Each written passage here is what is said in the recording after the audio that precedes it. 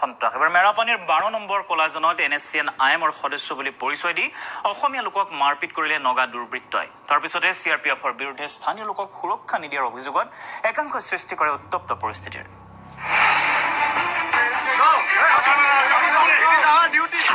মেৰাপানীৰ 12 নং কলাজানত সন্দেহজনক নগা দুৰ্বৃত্তৰ সন্ত্ৰাস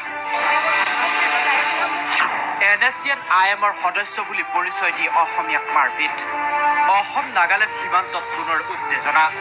কিছুদিন পূৰ্বে মেৰাপানীৰ ইন্দপুৰত নগা উগ্ৰপন্থীৰ দলে সীমান্তৰ অসমীয়া লোকসকলক কৰ প্ৰদান কৰিবলৈ ভাবুকি দি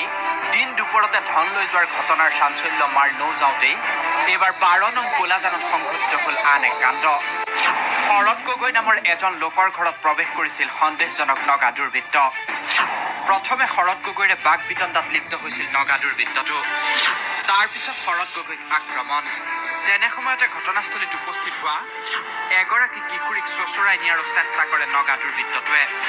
কিশোৰীৰ মাতৃয়ে দাৰে আক্ৰমণ কৰাত পাহাৰৰ দিশে পলায়ন কৰে নগা দুৰ্বৃত্তটো মাইকী মানুহ আহিলে সেইটো নগাটো সেইফালৰ পৰা জবজপাই আহিলে মই এতিয়া ব্ৰইলাৰ গু চফা কৰিছিলো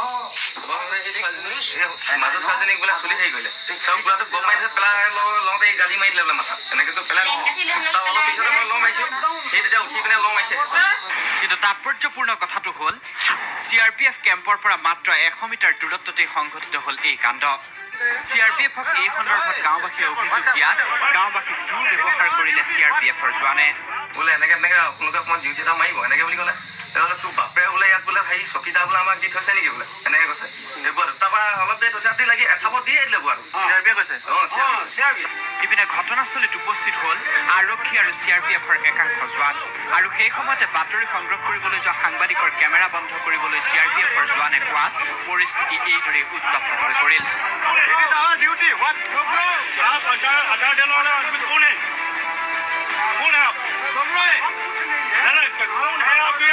ৰাইজৰ উগ্ৰমূৰ্তি দেখি সেই স্থান ত্যাগ কৰিলে CRPFৰ জোৱানে এই ঘটনাই এতিয়া ব্যাপক আতংকময় পৰিৱেশৰ সৃষ্টি কৰিছে কলাজান অঞ্চলত মেৰাপানীৰ পৰা দীপু মেছ D865 পতঞ্জলিৰ